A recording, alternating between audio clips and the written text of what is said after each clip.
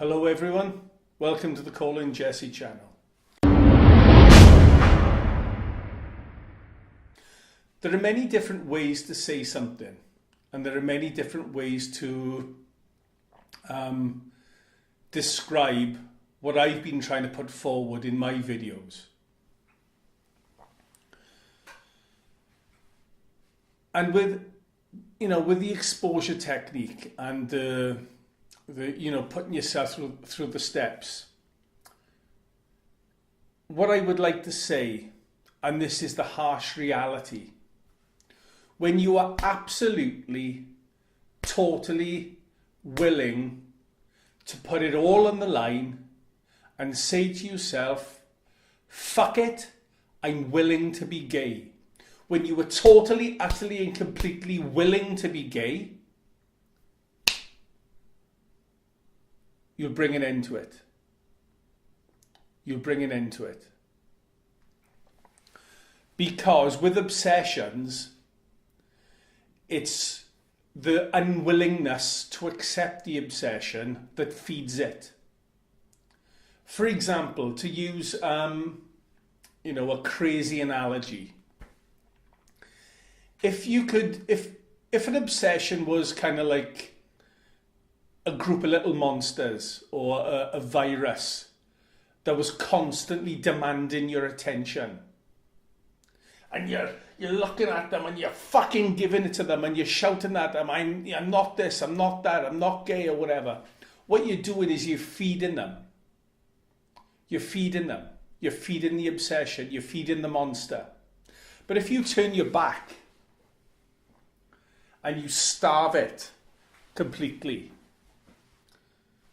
it'll wither away. It'll wither away.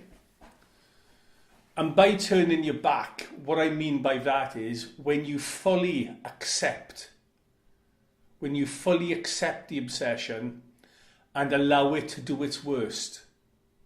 When you say to yourself, fuck it, I'm gay. When you roll with the obsession, when you humour it, that's when it'll lose its power. It'll be a bit like that tractor beam in Star Wars when they switch it off and the power just goes, woo, it goes down. So basically, that's the harsh reality of it. Just accept it. Just put it all on the line. And it sounds like I'm ranting and raving you, but the fact is that is the only way to beat any obsession in any form of OCD. Let's take HOCD out of it for a second. You could be obsessed with, I don't know, you could be obsessed with cats. You could be obsessed with the fact that you're going to get, run over by a car. You could be, when you fuck off certainty and you embrace uncertainty, when you accept uncertainty, that's when things will start to get better. Because it's this uncertainty, this perfectionism, this need to control is what basically messes you up.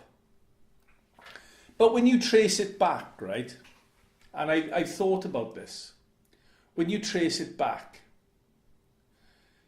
HOCD has its roots in perfectionism. Okay, let's go backwards. Why do you need to be perfect? Why do you need to be perfect? Ask yourself that.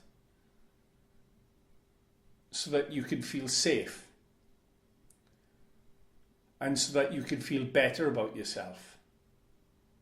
Okay, let's go back further. Why do you need to feel better about yourself? Because you have very low self-esteem.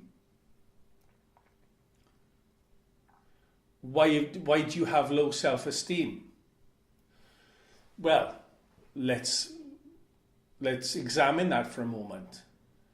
Did something happen in your childhood?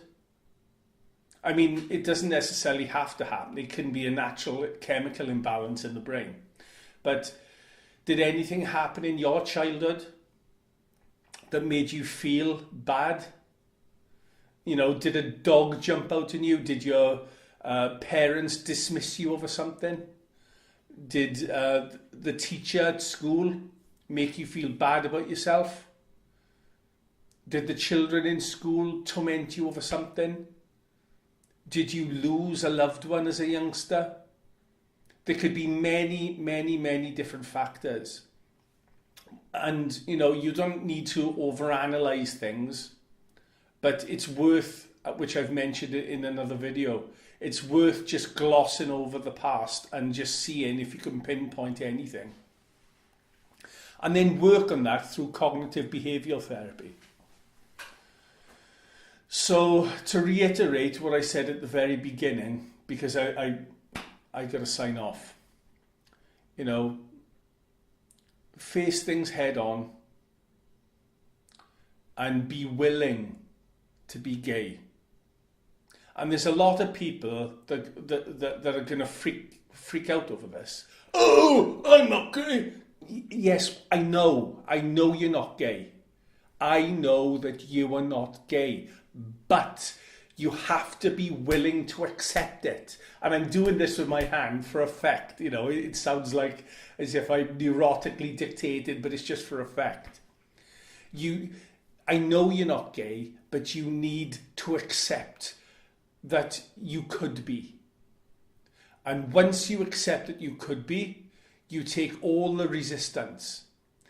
This hand represents HOCD. This hand right here represents your resistance to it.